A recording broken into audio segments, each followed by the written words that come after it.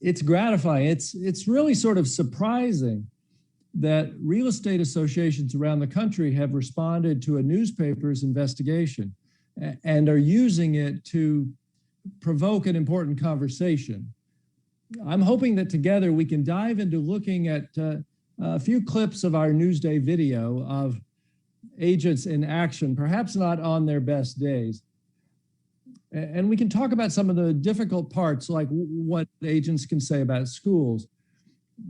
My goal is for this session to be helpful to you and challenging, something for you to think about and to take action on. Now, let me go back to quickly to a story from earlier in my career that has lessons for this one. The stories in the Atlanta newspapers were called The Color of Money. They were about redlining, the practice of mortgage lenders, especially banks, doing business on one part of the map, but not another. Well, to be precise, they were accepting deposits on all parts of the map, but making loans only in some areas. This was back in the late 1980s, and redlining had gotten a lot of attention earlier, but seemed to be thought of as something from the past. We found lenders in Atlanta and elsewhere making home loans in white areas, even low-income white areas, but not in black areas, even high-income ones, like the neighborhoods that were home to Coretta Scott King and the vice presidents at Delta Airlines and Coca-Cola. A couple of things resonate from that investigation to the recent one. First, the customer would have no way to know where the banks didn't make loans. And therefore, the customer would have no basis for making a complaint. The bank said, well, no one's ever complained. But we looked at how the banks operated. For example, we found differences in branch locations where they'd been closed and opened.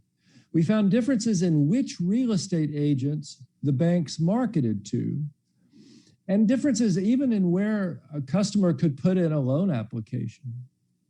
One lesson, I think, was how small actions, maybe unintentional ones, could have a huge impact in perpetuating a segregated system.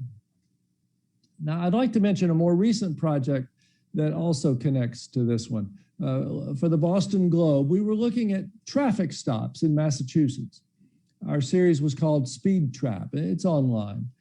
An interesting thing about being stopped by an officer for speeding is that we were all speeding.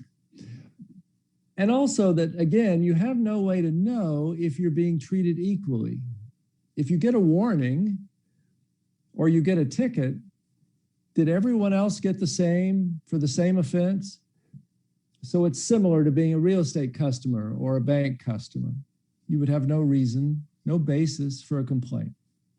What we found was that in Massachusetts, who gets a ticket and who gets a warning is pretty easy to predict if you know the race, sex, and age of the driver. For the same offense, women were much more likely to get a warning, especially younger women, up to about age 40. It's the same as who gets roles in Hollywood. We wrote about one young woman, a college student, who had 5 warnings in 6 weeks. Minorities almost always got the ticket, especially Black and Latino men. So there seemed to be some racial profiling, differential treatment at work in the decision being made at the window. Again, the customers wouldn't know. Maybe even the officers wouldn't know how it breaks down. Now, with home mortgages, with traffic tickets, the public records answered what was happening, the result. And then we had to dig into, well, how is it happening? I think what's different about our project Long Island Divided on real estate is that we're not coming along later looking at records. With the video cameras, you can watch people violate the law.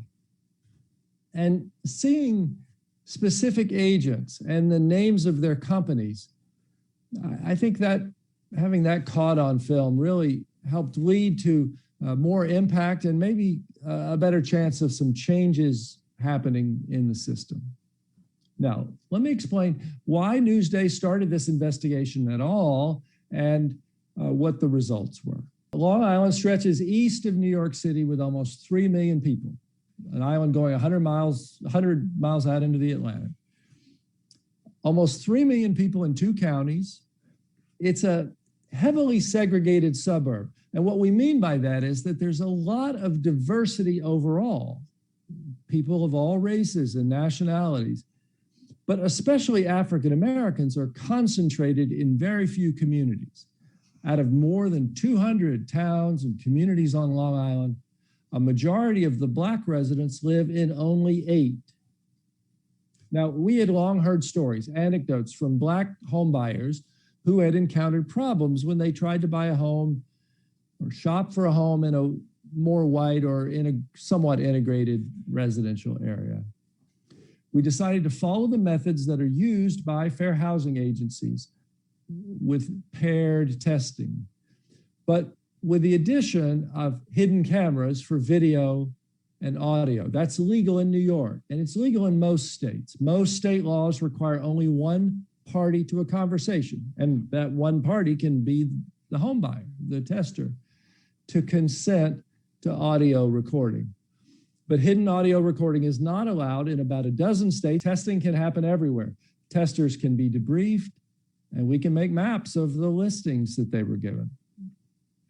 Now, I'd like to show you just a little introductory part of our documentary film. The project was called Long Island Divided. We called the film Testing the Divide. It's all online at the same address, simply newsday.com/divided. Newsday.com/divided. Has the whole project and the film.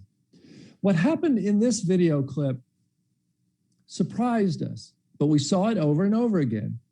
One customer received service from an agent, while another customer in the same circumstance, seeing the same agent, is refused service.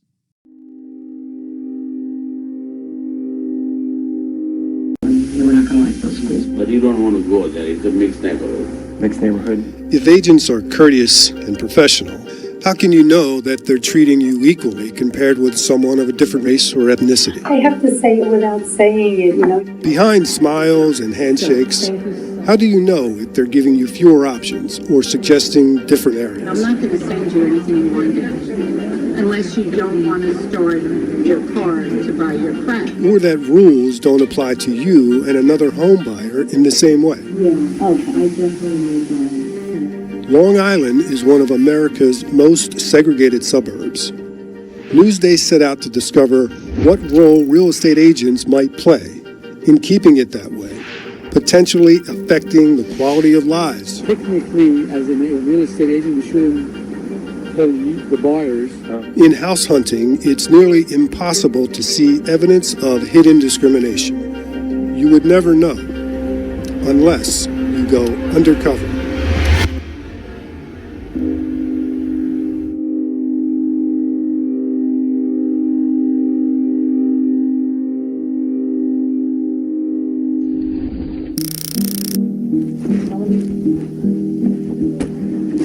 In one test, Johnny Mae Alston was the Black tester and Cindy Parry was the White tester, and they met with Anne-Marie Quealy-Bichon at Signature Premier Properties office in Cold Spring Harbor. They asked for the same thing. As often happens, the agent discussed getting pre-qualified or pre-approved for a mortgage by a bank, showing how much a buyer can spend on a house. You pre-qualified, I guess. My husband's working with somebody in a bank. We've done some preliminary talks, about getting pre-approval. Neither had been pre-approved or pre-qualified. Here's what the agent told the Black tester. So I really need that. I won't take out anyone unless you have a pre-qualification letter. So I need to. So that means I can't pre-qualify for a mortgage. Oh, so that means I can't go out to see anything. I won't do it. You can try another person, but I don't have the time. And without pre-approval, here's what the agent told the White tester. What is your availability? When can you start looking at houses? I would say not this coming week. Cindy received 79 listings from this agent. Johnny Mae couldn't get any listings. And Cindy, the White tester, received 2 home tours. They had the same finances, the same budget, and they made the same request in the same area. But one was white, the other was black. The agent treated them differently. Our Newsday team focused on home sales, no rentals, sending out first-time home buyers. We'd send a white home buyer and then an Asian home buyer, or white and black, or white and then Hispanic. And we'd mix up who would see the agent first. The home buyers gave the agent the same circumstances. They were first-time home buyers, so selling another property was not involved. We chose testers of the same gender and roughly the same age. We dressed them in the same business casual style. I went shopping at Nordstrom for similar purses for the women. They asked for the same number of bedrooms, and they were prepared to give the same income and same credit scores, but rarely were asked for any financial information other than mortgage pre-approval status, as you saw, on which they were the same. We shop for houses from entry level. Now, in New York City area prices, entry level is about $400,000, to the high end, $7 million. $7 million won't get you Alec Baldwin's house in the Hamptons, but it'll get you into his neighborhood. It was always the same price range, though, for both testers in a pair. And they saw the same agent. Now, how did we pick the agents? We didn't. The brokers picked which agents would be tested, though they didn't know it. Whoever was on the board to handle walk-ins or phone calls or internet contacts, that was the agent who got tested. We did 86 of these paired tests at 12 companies, 12 brands that together represent more than half of the sellers in our market. Familiar names: Coldwell Banker, Keller Williams, Century 21, Remax, as well as large regional brands like Corcoran and Douglas Elliman, and some smaller regional brands as well. Our team then reviewed more than 200 hours of videos to see how the customers were treated, and mapped thousands of listings they were given to see what school districts and communities and neighborhoods they were directed to. We didn't feel comfortable being the referees, so we had two fair housing experts review each test for equal treatment. One had run a testing program for the Department of Justice, and the other is the law professor who wrote the textbook on fair housing law. Only if both of our referees independently threw a flag did we call a penalty on an agent. But we didn't publish yet. Before we published, we gave the agents and their brokers details so they could come in if they wanted, watch the videos, respond to our findings. So this was a careful effort. It took more than 3 years. This was not a drive-by investigation. Now, the results. The agents gave unequal treatment in 40% of our tests. And the results varied in interesting ways. Asian buyers were treated differently than their white counterparts 19% of the time, 2 out of 10. Hispanic buyers were treated differently than their white counterparts 39% of the time, 4 out of 10. And black buyers were treated differently than their white counterparts 49% of the time, 5 out of 10. Most of the attention has been on that high difference for black customers, but don't lose sight of the rest. If 4 out of 10 Hispanic buyers, if 2 out of 10 Asian buyers are being treated poorly half a century after the civil rights laws were passed, that seemed like a high number as well. We viewed this as testing the gatekeepers in real estate to see how they were performing. 2 of the 12 companies, 2 of the smallest regional companies, were the only 2 to pass all of their tests. It's fair to say that most of these major national and regional real estate companies were contributing to the racial segregation in our suburbs. I guess you have to ask yourself, would the results be any different if we repeated the test in your community? This weekend, if 4 retirees come shopping for homes in Jacksonville, 1 white, 1 black, 1 Asian, 1 Hispanic, and they have the same price range, will they go home receiving the same listings in their email? Now, what sort of differences did we see? First, we saw steering. Agents directed 1 out of 4 of our minority home buyers into different communities and different school districts altogether than their white counterparts. We also saw differences in how buyers were screened or pre-qualified.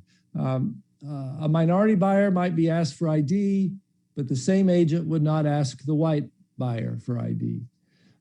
Some agents would not help our Black or Hispanic buyer at all unless they signed an exclusive contract with that broker. But that broker didn't require a contract of the white buyer. And then there were inappropriate comments made by agents. You know, minority buyers didn't hear racial comments or inappropriate remarks. It was the white buyers who heard inappropriate comments about schools, crime, race. Here's a video clip which highlights this problem of giving different information to different people and inappropriate comments.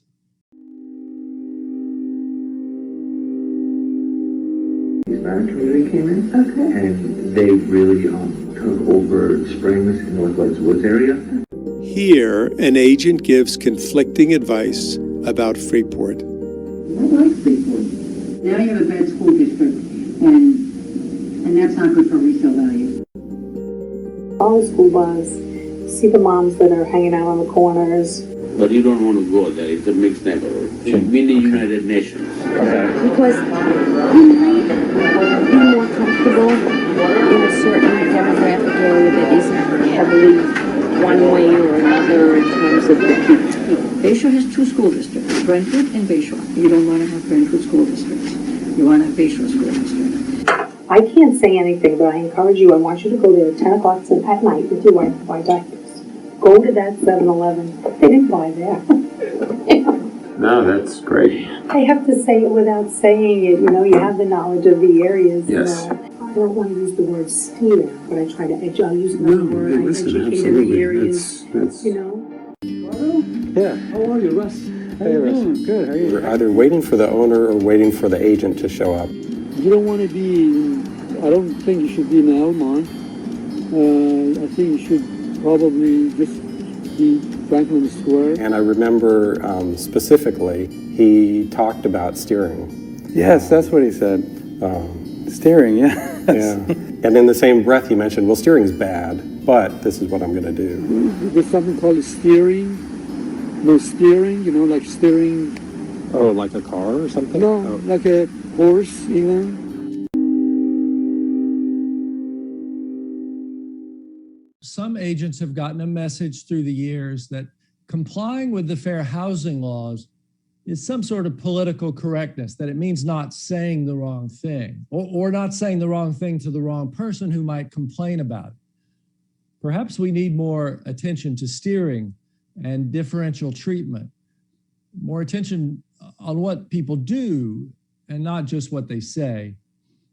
And are agents giving the same advice to all clients, treating all clients equally? Now, we've been talking about steering. Steering is an imprecise term. It's often used as sort of a catch-all for various behaviors. But let me describe some of what we saw. We saw agents telling one person there is no housing in that area in your price range. You won't find anything for your money there, but showing housing in that price range in that area to the other buyer. We saw agents making unsolicited comments about the race or ethnicity or religion of people who live in an area, or comments about schools, or comments about crime or resale values as a way of encouraging or usually discouraging someone from shopping in that area, while giving contrary information or being silent on those matters with the other buyer. You saw an example of an agent telling the white buyer to avoid an area because of poor resale values, while encouraging the minority buyer, you'll like it there. We also saw differences just in the level of service. Overall, our white testers got 50% more listings than their black counterparts. Now, we've been discussing this in terms of individual buyers, but look at it neighborhood by neighborhood for a moment. Both testers would ask for an area, let's say within half an hour of downtown. And that area, that circle, would include many communities and neighborhoods and schools. But sometimes in the wider residential areas of that circle, listings would be given only to our white buyer. So minorities were in effect steered around those communities. That's what we were testing for. But we also saw something else. We had minority communities where no one of any race got listings. These are neighborhoods and schools and communities that are inside the circle for both buyers. They're in the price range for both buyers, and neither buyer gets those listings. Those were the communities with more than a modest amount of black population. The agents were steering around those for both buyers. Well, who has the lawsuit in that case? Our legal experts wondered about that, and your risk manager might be worried about that too. They said, well, it's a long list. Not only are the white and minority home buyers both being steered, both the white and minority home buyers are being harmed by steering, and they have a case. But the communities themselves are also being harmed, the governments, and anyone who has tried to sell a home in those areas, and their listing brokers have a lawsuit under the Fair Housing Act against the brokers that are steering around their communities. You understand why. Fewer buyers means lower prices, lower home values, lower home equity, and less tax money for schools and playgrounds and libraries. Here's a video clip with a classic example of steering. An agent tells one man shopping for his family that an area would be a good place to live with the nicest neighbors, while the agent warns another man shopping for his family that it's a dangerous place.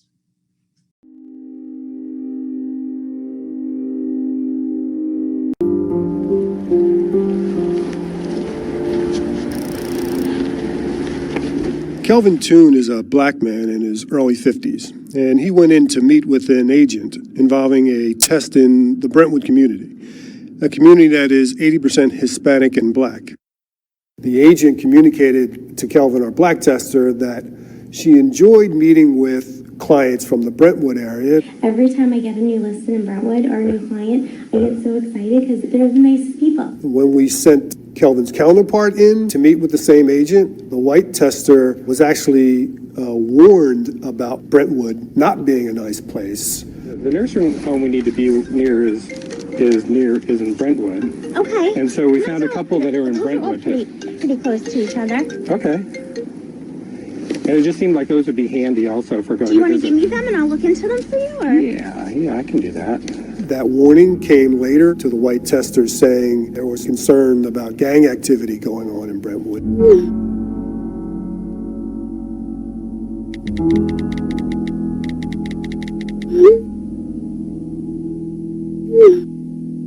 This agent wanted the white tester to know, but that information wasn't provided to Kelvin, the black tester. The listings centered black tester Kelvin in Brentwood with 27 house listings, while the white tester got 0 listings in Brentwood and was directed towards much whiter neighborhoods.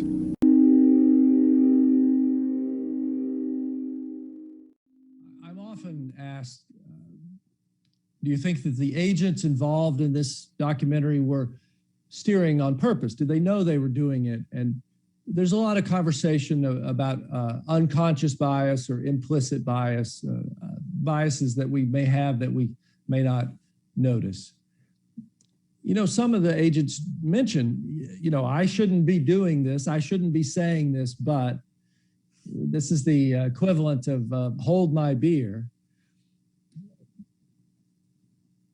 Legally, though, the first point to understand is that it doesn't matter.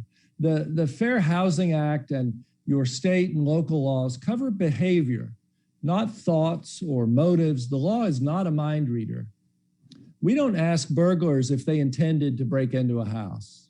Nobody asks a tax cheat if they intended not to report their income.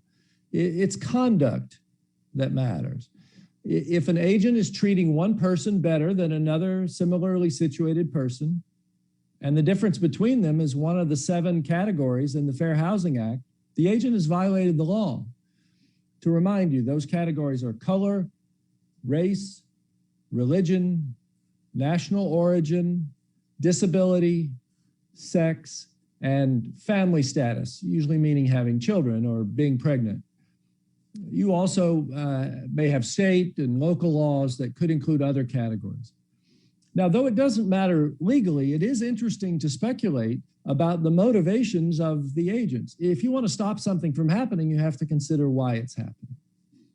Some agents may, in effect, be profiling, assuming that the person of color can't really afford homes in that price range, or won't qualify for the mortgage, or will be wasting the agent's time, while accepting the same price range without question from a white buyer.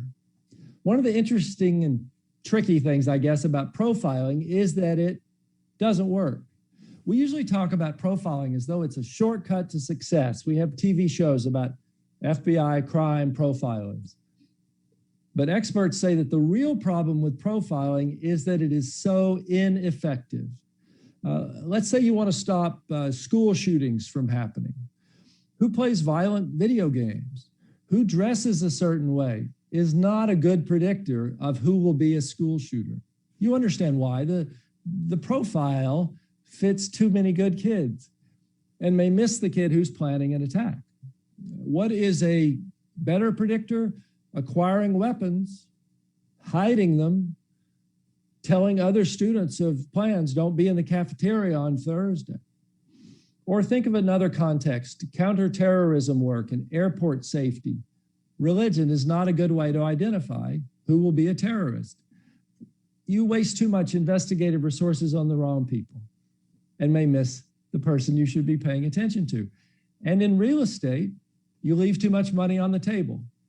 Race is not a good predictor of who can afford a home. Besides, it's illegal. So why do some do it? Some agents may think, consciously or not, that they'll make money faster with less effort if they show people homes, well, you heard an agent say, where you'll feel comfortable. But why assume that people want segregated neighborhoods? Besides, it's illegal. Some agents may be bowing to a bias that they expect from others. Maybe an agent will fear that the seller will be angry if they bring a minority buyer to the home, or that the neighbors who are potential customers in the future may be upset if the agent is seen to be integrating an area or a block. Or an agent could think that appraisers or lenders may be biased. And there's recent big studies about differences in appraisal and in lending. And that would make it harder to close a sale. But none of that matters. Say it with me, steering is illegal. I suppose it's possible that a few agents somewhere are prejudiced, but I assume that that is a tiny group, so small as to be irrelevant to our discussion. As others have said, there's just too much steering going on for it to be accounted for by outright prejudice. One commentator said, well, it can't just be the bad people doing it, the good people have to be doing it too. You know, in general, on issues of race, it's pretty easy to apply all the heat to the question, who's biased, who in our office might be the bigot. It's not very productive. It's more productive to apply light to the question, how does it work in our office? What are our procedures? Do those procedures make sure that everybody is treated equally?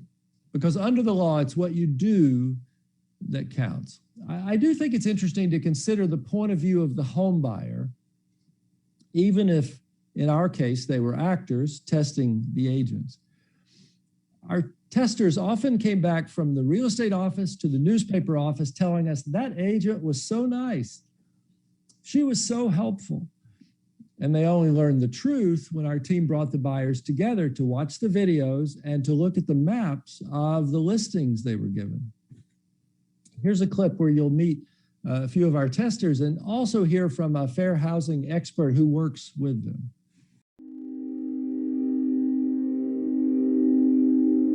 It almost makes me wish that the racism is more explicit so that I would know about it.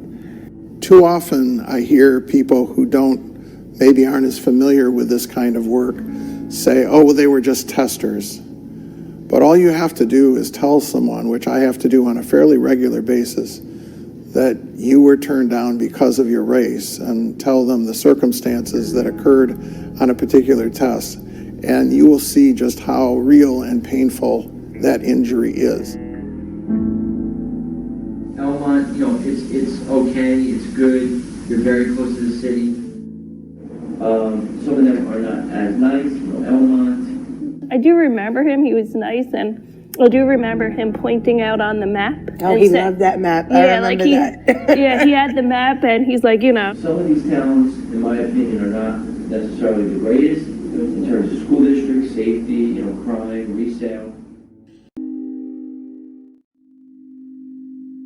One of the patterns that startled us was when agents over and over again would begin their presentations to the buyers. Remember, these were new customers with inappropriate comments or with information that violates the fair housing laws. This agent with the map, he looked like General Patton planning the invasion of Sicily, but he had a different plan for home buyers of different races.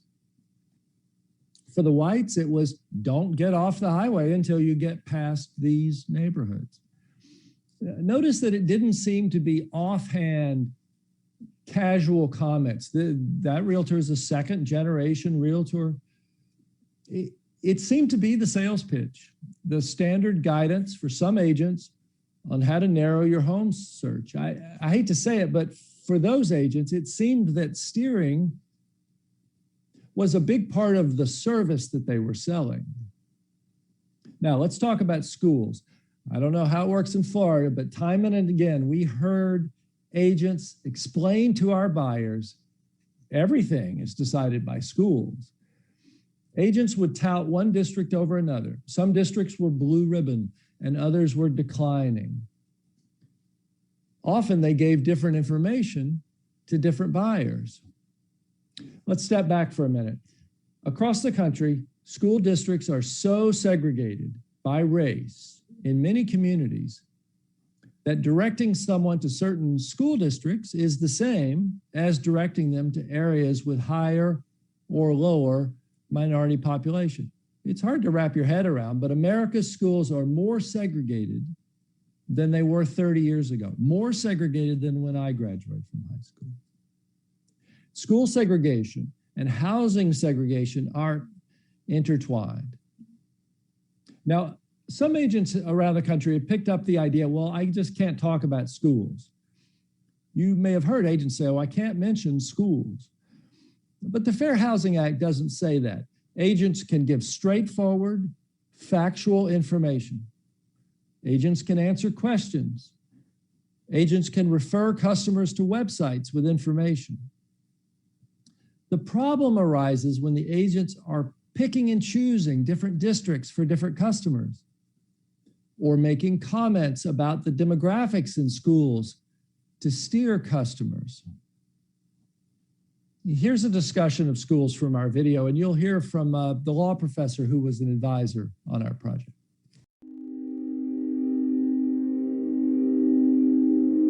I said, do you really want your future children going to Amityville School District? We're going to try and stay away from Freeport, Roosevelt, Hempstead for now because of the school district. This part, the Salisbury part, is in demand because the schools are much, much, much better.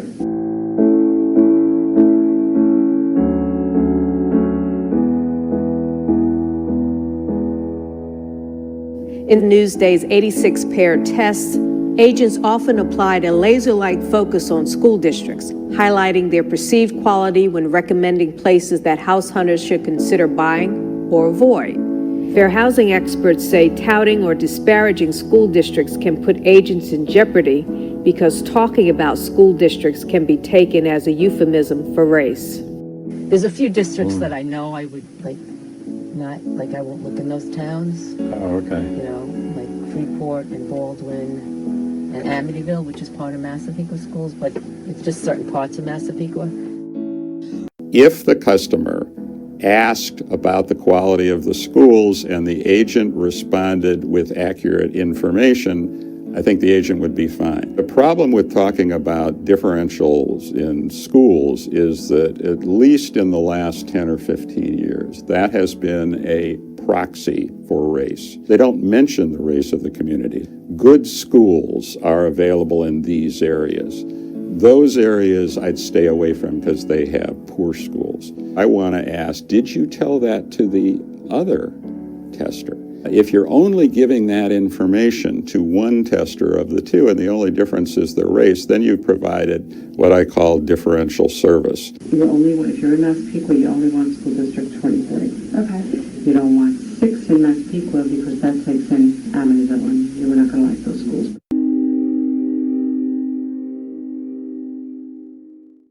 The agent making the list there, writing down, was making a list of school districts to consider, and she helpfully sent the testers from the real estate office back to the newspaper office with 2 lists, different lists. Now, you all understand that you don't have to talk about race to be steering. You all understand that if the districts vary in race and you're promoting one over another, you're steering, especially if you are giving different information or being silent on that matter with the other buyer. Now, some companies suggest that agents not talk about schools because they don't have any confidence that they'll always give the same information.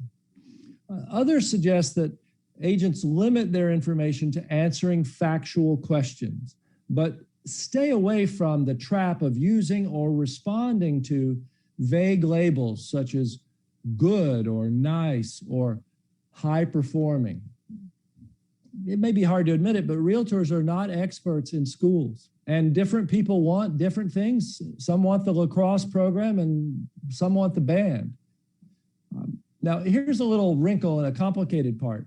Is it okay to talk about school test scores? And without school test scores, what indicator do you have of school quality? Write this on the blackboard 100 times. School test scores don't tell you how good a school is. School test scores tell you mostly how wealthy and educated are the parents who send their kids to that school. Wealth and education of parents in America is a pretty good predictor, not perfect, but pretty good predictor of children's test scores. And race in America is a pretty good predictor of wealth and education. So you see the problem. A high-performing school may just be a wealthier area. And a school with lower test scores may actually be the higher performing one, where good teachers are bringing up the scores of students who are growing up in a working class household. Word about this is getting around. For example, greatschools.org, the school ranking website, has realized that this is a problem, that its ratings were just perpetuating segregation. And it's changed ratings in states where all it had to go on was test scores. NAR has spoken up in favor of that change. So can you talk about school test scores? Legally, yes, you can. As the professor says, if you give the same information to everyone. But you might ask yourself if it's right to do this in a country as segregated as ours. I guess that's a moral question, not a legal question. NAR says it knows that this advice on schools and the guidance you can give to customers is likely to be an evolving area. And they're making a film that's going to come out later this year on this topic to try to help you more. Now, let's talk about the reaction to our stories around the country. You know, I think it's fair to say we raised some awareness. Often I'm asked about the agents in the videos, what happened to them? We know that disciplinary hearings are happening. One agent gave up her license rather than go through the disciplinary process. But there are about 100 people in danger of losing licenses, 30 some brokers, and then they have, 30 some agents, and then they have brokers, and often there's more than one broker of record. So you get up to about 100 people who are facing some sort of discipline in New York. There was already a public hearing where the agents and brokers testified. The agent who said, follow the school bus and see what mothers are waiting to meet the bus, she said, I just wanted my customers to know where the bus routes were. And the agent who said, the Hispanics are taking over the neighborhood, he said, I meant that in a positive way. The most surprising part of the hearing was that the brokers all said that they had reviewed the tests, watched the videos, and nobody did anything wrong. You know better. You know that you don't have to announce out loud, I'm now using race and I'm going to steer illegally for it to be illegal. You understand that. And the senators understand that. New York is in the process of changing laws to call for more testing. These changes passed our state Senate unanimously, and we're waiting for action on the House side. But the changes include more testing and more fees on realtor licenses, $10 or $30 when you renew a broker or agent's license to pay for that testing. Also nationally, HUD, the Department of Housing and Urban Development, has, I guess it's fair to say, resumed enforcement of the Fair Housing Act and seems more likely under the new president and new HUD secretary to be taking enforcement actions. Now, let's talk a little bit about some fixes and then I'll close with this. You know, NAR has responded vigorously to the Newsday investigation and has put forward a program called ACT, A for accountability, C for culture change, T for training. Let's go through that quickly. Under accountability, NAR on the national level is working with state associations to look for where there are gaps in enforcement of fair housing laws. That's a new thing. And NAR has developed a new program, it's voluntary, of self-testing, helping companies that want to test their agents for compliance. Now, you may think there aren't any such companies. The CEO of Realogy, the largest real estate company in America, which owns Century 21 and Coldwell Banker and Sotheby's International, said, yes, we should be testing our own agents. And NAR says, we'll help, we'll meet you halfway. And they're putting a program together to help companies that want to do testing. I've heard now from state and local real estate associations that are going to start testing agents voluntarily, that is, when the brokers want there to be testing.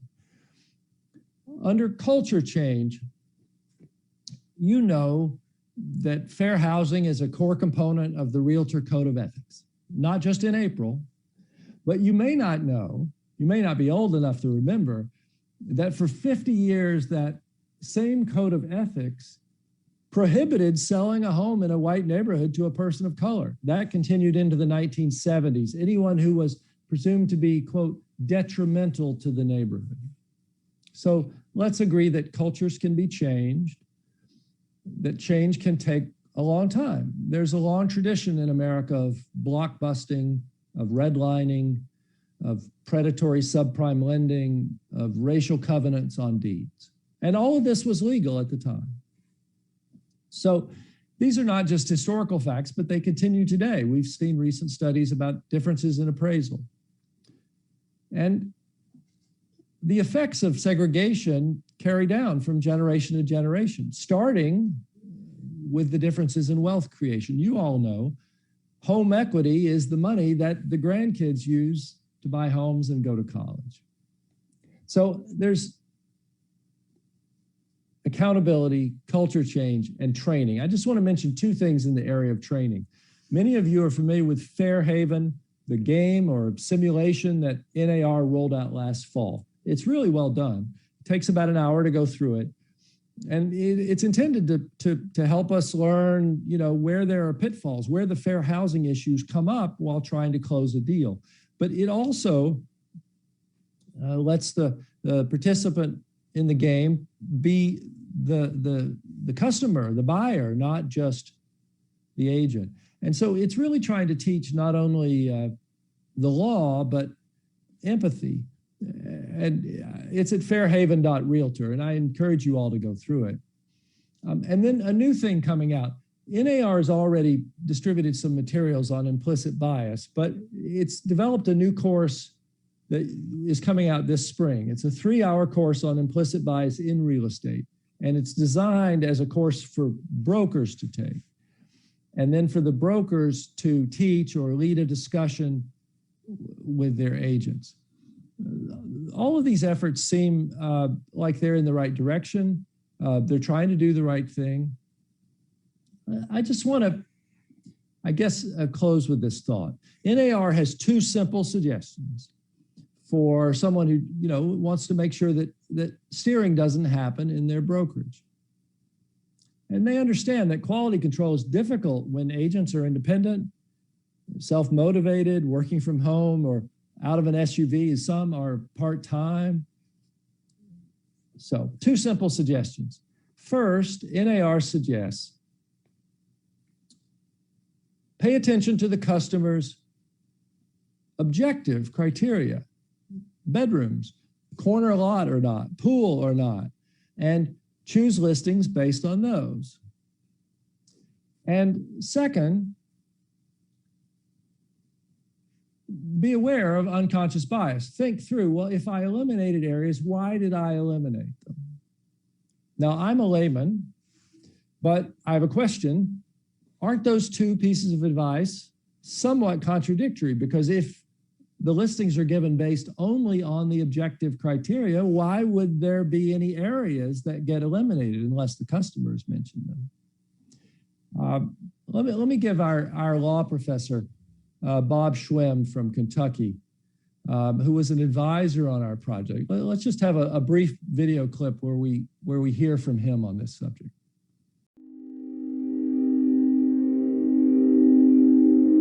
I'm a law professor at the University of Kentucky, and I've been a law professor for a long number of years. All we're asking in these tests, you get 2 people who come in and ask for exactly the same thing. Why don't you give them the same listing? Why don't you pre-qualify them in exactly the same way? It's not that big a burden. This is a law. This should be treated like a tax law or any other law. You have to obey this law, and particularly if you're in a licensed business like real estate agents, if you can't obey the law, you ought to just get out. Now, the professor really steps up to the plate there, but I think the hard part is you all want to obey the law. So the hard part might be recognizing, well, how does it work and how might some differences creep through? For example, I wonder if agents have a checklist to follow and make sure that everybody leaves the office with the same materials. We saw some buyers get a thick folder and some a thin folder. That seems like something you can fix. I wonder if brokers make an effort to know whether steering is happening in their offices. Brokers, do you check on which listings the agents gave to customers? Right there in the MLS where you're clicking communities and school districts to generate those listings, that's the moment steering is happening. Does your MLS send you a report, brokers, on which areas and school districts your agents are giving to customers? And if it doesn't give you that report, are you demanding such a report?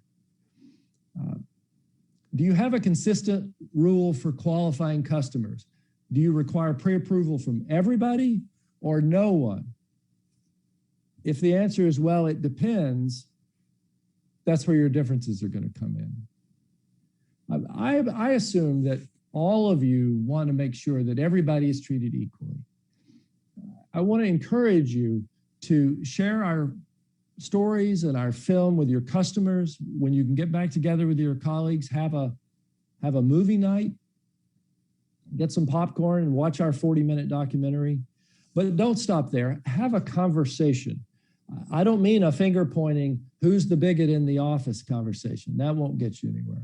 but I encourage you to have how does it work?